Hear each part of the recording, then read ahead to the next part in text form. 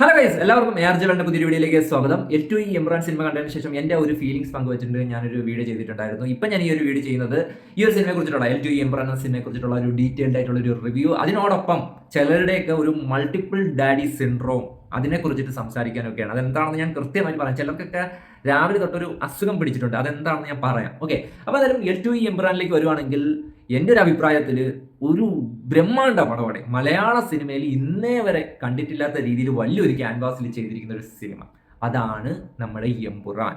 ശരിക്കും പറഞ്ഞാൽ ഈ ഒരു സിനിമ തുടങ്ങുന്ന സമയത്ത് ഒരു 30 മിനിറ്റ് ഗംഭീരമായിട്ടുള്ളൊരു സാധനം ചെയ്തു വച്ചിട്ടുണ്ട്. അതൊരു നോർത്ത് ഇന്ത്യൻ സെറ്റപ്പിൽ ചെയ്തു വെച്ചേക്കുന്ന സാധനമാണ്. അത് എൻ്റെ പോലെ ടോപ്പ് നോച്ച് ക്വാളിറ്റി എന്ന് പറയത്തില്ലേ, അമ്മാതിരി സാധനമാണ് അവിടെ ചെയ്തു വെച്ചിരിക്കുന്നത്. നമുക്ക് ബാക്കി എന്താണ് നടക്കാൻ പോകുന്നതെന്നൊരു തോന്നൽ ഉണ്ടാക്കിക്കുന്ന രീതിയിൽ പക്കയായിട്ടാണ് സിനിമയുടെ തുടക്കം. ആ ഒരു ടൈറ്റിൽ കാർഡ് കാണിക്കുന്ന സാധനം തന്നെ അത് തന്നെ വേറൊരു ലെവലാണ്. അവിടെ ഒരു സോങ്ങിന്റെ പ്ലേസ്മെന്റ് വരുന്നുണ്ട്, അതൊക്കെ ഗംഭീര തിയേറ്റർ എക്സ്പീരിയൻസ് ആയിരുന്നു.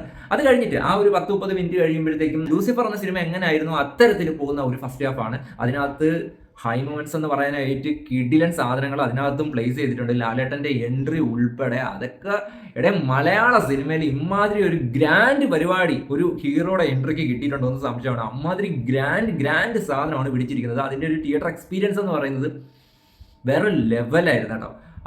അത് പൊളപ്പനായിരുന്നു. ഓക്കെ, അതിനുശേഷം ഇന്റർവെല്ല്, പിന്നെ സെക്കൻഡ് ഹാഫ് ആണ് എൻ്റെ പൊന്നോ ജംഗിൾ പൊളി. അങ്ങനല്ലേ ഇപ്പൊ പിള്ളേർ പറയണ ജംഗിൾ പൊളി. അത്തരത്തിൽ സാധനമാണ് പടഞ്ഞു വിട്ടിരിക്കുന്നത്. സെക്കൻഡ് ഹാഫ് മൊത്തം മാസിന്റെ അയ്യരി കളിയാണ്. ഓക്കെ, അത് തിയേറ്റർ എക്സ്പീരിയൻസ് അത് സെറ്റാണ്. സംഭവം ഇത്രയൊക്കെ ഉണ്ടെങ്കിലും ഈ ഒരു സിനിമ ഒരു പോരായ്മ ഇല്ലാത്ത സിനിമയൊന്നും അല്ല. പക്ഷെ ആ പോരായ്മകൾ എന്താണെന്ന് പറയുമ്പോഴത്തേക്കും അതിന്റെ സ്റ്റോറിയുടെ കാര്യങ്ങളൊക്കെ പറഞ്ഞു പോകും. സോ അത് വലിയൊരു സ്പോയിലറായിട്ട് മാറും. അതുകൊണ്ട് അതിനെ പറ്റിയിട്ട് ഞാൻ സംസാരിക്കുന്നില്ല. പക്ഷെ ആ പോരായ്മകളെ നമ്മുടെ മൈൻഡ് പോലും ചെയ്യാത്ത രീതിയിലാണ് ഈ ഒരു സിനിമയുടെ ഒരു മേക്കിംഗ്. ലാലേട്ടനെ നല്ല ഗംഭീരമായിട്ടാണ് പൃഥ്വിരാജ് സുകുമാരൻ എന്ന ഡയറക്ടർ യൂസ് ചെയ്തിരിക്കുന്നത്. സ്റ്റീഫൻ നെടുമ്പള്ളി ആയിട്ടാണെങ്കിലും, സ്റ്റീഫൻ നെടുമ്പള്ളി എന്ന് പറയുന്നത് ലാലേട്ടന് ടൈലർ മെയ്ഡ് ആയിട്ടുള്ള ഒരു റോളാണ്. അത് ഗംഭീരമാണ് കേട്ടോ. ലാലേട്ടന് 2 എക്സ്റ്റന്റിലുള്ള ലുക്കുകൾ നല്ല കിടിലനായിട്ടാണ് പൃഥ്വിരാജ് സുകുമാരൻ ഈ ഒരു സിനിമയ്ക്കകത്ത് പ്ലേസ് ചെയ്ത് വെച്ചിരിക്കുന്നത്. ശരിക്കും പറഞ്ഞാൽ ഈ ഒരു സിനിമ നിങ്ങൾ കാണാൻ പോകുമ്പോഴത്തേക്ക് KGF അത്തരത്തിലുള്ള ഒരു പക്ക മാസ് സാധനമൊന്നും അല്ല പ്രതീക്ഷിച്ച് പോകേണ്ടത്. ശരിക്കും നിങ്ങൾ ലൂസിഫർ കണ്ടിട്ട് ഈ ഒരു സിനിമ കാണാനായിട്ട് കയറുക. അതായത് ലൂസിഫർ എങ്ങനെയായിരുന്നു, ഒരു ക്ലാസ് മാസ് പാറ്റേണിലായിരുന്നില്ലേ, ഒരു ക്ലാസ് രീതിയിൽ പോകുമ്പോഴത്തേക്കും ആദ്യമേ ലൂസിഫറിന്റെ തുടക്കം എങ്ങനെയാണ്, പക്ക ക്ലാസ് രീതിയിൽ ലാലേട്ടന്റെ ഇൻട്രോ വരുന്നു.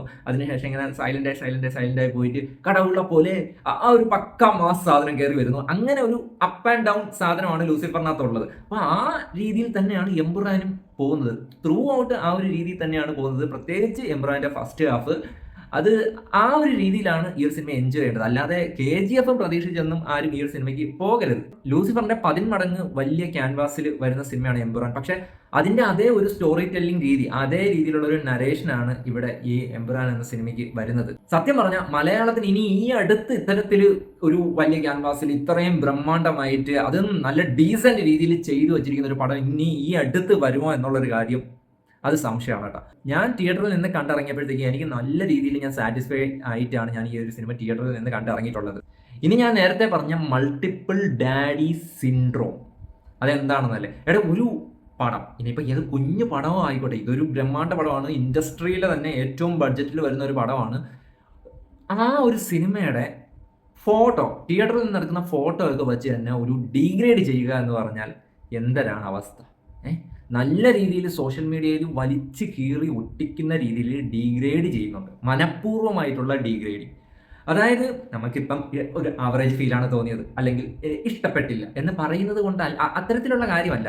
ഇത് ഒരേ ഐഡിയിൽ നിന്ന് 100 പോസ്റ്റ് ഒരു സിനിമയെ കുറിച്ചിട്ട് മോശമായിട്ട്, അതേപോലെ ആ ഒരു സിനിമയിലെ സ്റ്റോറി സോഷ്യൽ മീഡിയയിൽ ഡിസ്കസ് ചെയ്തുകൊണ്ട്, അതേപോലെ തന്നെ അതിനകത്ത് തിയേറ്ററിൽ എടുത്ത പിക്കുകൾ, ഓരോ സീനിന്റെ പിക്കുകൾ സോഷ്യൽ മീഡിയയിൽ ഇട്ടുകൊണ്ട് ഡീഗ്രേഡ് ചെയ്യുന്നത്, ആ സംഭവത്തിന് ഡീഗ്രേഡിങ് എന്നാണോ, ചെറ്റത്തരം എന്നാണോ, അതോ വേറെ വല്ല പേരുമാണോ വിളിക്കേണ്ടതെന്നാണ് ഞാൻ ആലോചിക്കുന്നത്.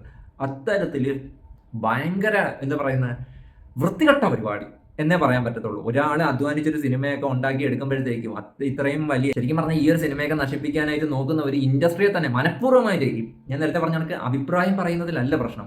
ഒരു സിനിമയെ ടാർഗറ്റ് ചെയ്തുകൊണ്ട് ഒരൊറ്റ ഐഡിയയിൽ നിന്ന് തന്നെ 100 പോസ്റ്റുകൾ ഇതേ കണക്കത്തെ ഡീഗ്രേഡിങ് കമന്റ്സുകളൊക്കെ വരുന്നത് മനഃപൂർവ്വമായിട്ട് എല്ലാ പോസ്റ്റിലും ചെന്നിട്ട് ഈ ഒരു സിനിമയെ നശിപ്പിക്കുന്ന രീതിയിൽ കമന്റ് ചെയ്യുക, ഈ പ്രവണത എമ്പുരാന് നടക്കുന്നുണ്ട്. ഞാൻ അതിനെ ഇപ്പം ഒരു തെളിവ് ഞാനിപ്പോൾ നിങ്ങൾ കാണിച്ചു തരാം. ഒരു ഗ്രൂപ്പിൽ വന്ന ഒരു പോസ്റ്റാണ് കേട്ടോ. ആ ഒരു പോസ്റ്റിനകത്ത് പറഞ്ഞിരിക്കുന്നത് ഇപ്പം ഞാനിപ്പം സ്ക്രീനിൽ കാണിക്കാം. അതായത് ലാലേട്ടൻ്റെ ഈ ഒരു തോക്കും പിടിച്ചുകൊണ്ടിരിക്കുന്ന ആ ഒരു സീൻ തിയേറ്ററിലൊക്കെ ഭയങ്കര ചിരിയായിരുന്നാണ് പുള്ളി പറയണത്. പക്ഷേ സത്യത്തിൽ അങ്ങനെ ഒരു സീൻ സിനിമയ്ക്കകത്ത് ഇല്ല. അത് ടീസറിൽ മാത്രമേ ഉണ്ടായിരുന്നുള്ളൂ. ആ സിനിമയ്ക്കകത്ത് അങ്ങനത്തെ സീൻ ഇല്ല. അപ്പോൾ ഇല്ലാത്ത സീൻ പടം കാണുക പോലും ചെയ്യാതെയാണ് ഇത്തരത്തിൽ ഡീഗ്രേഡ് ചെയ്യുന്നതെന്ന് ഓർക്കുമ്പോഴത്തേക്ക് എന്താണ് അവരുടെ ഉദ്ദേശം? ശരിക്കും അതൊരു ഭയങ്കര വൃത്തികെട്ട പരിപാടിയാണ്. എന്താണ് മറ്റൊരാളുടെ ഒരു പ്രൊഡക്റ്റിനെ അങ്ങനെ മനഃപൂർവ്വം നശിപ്പിക്കാനായിട്ട് നോക്കുക എന്ന് പറയുന്നത്, അതിനും വലിയ വൃത്തികെട്ട പരിപാടിയൊന്നും ഇല്ല. അതായത് തിയേറ്ററിൽ നിൽക്കുന്ന ഫോട്ടോസ് വരെ സോഷ്യൽ മീഡിയയിൽ പോസ്റ്റ് ചെയ്യുന്നുണ്ട്. അതൊക്കെ എന്തൊരു തരം അസുഖമാണെന്നൊന്നും എനിക്കറിയത്തില്ല കേട്ടോ. ശരിക്കും അതൊക്കെ കണ്ടപ്പോഴത്തേക്കും ഒരു ചെറിയ വിഷമം തോന്നി, വീഡിയോ ചെയ്യണമെന്ന് തോന്നി. ശരിക്കും ഞാനും ചിലപ്പോൾ ഇതൊക്കെ വിശ്വസിച്ച് പോകാൻ ആദ്യത്തെ ദിവസം ആദ്യത്തെ ഷോ കണ്ടില്ലായിരുന്നെങ്കിൽ ചിലപ്പോൾ അയ്യോ ഇനിയിപ്പോൾ മരയ്ക്കാറോ ഓടിയനോ പോലത്തെ ഒരു പടമാണോ എന്ന് വിചാരിച്ച് ഇരുന്നേനെ. പക്ഷേ അങ്ങനല്ല. Empuraan is totally different.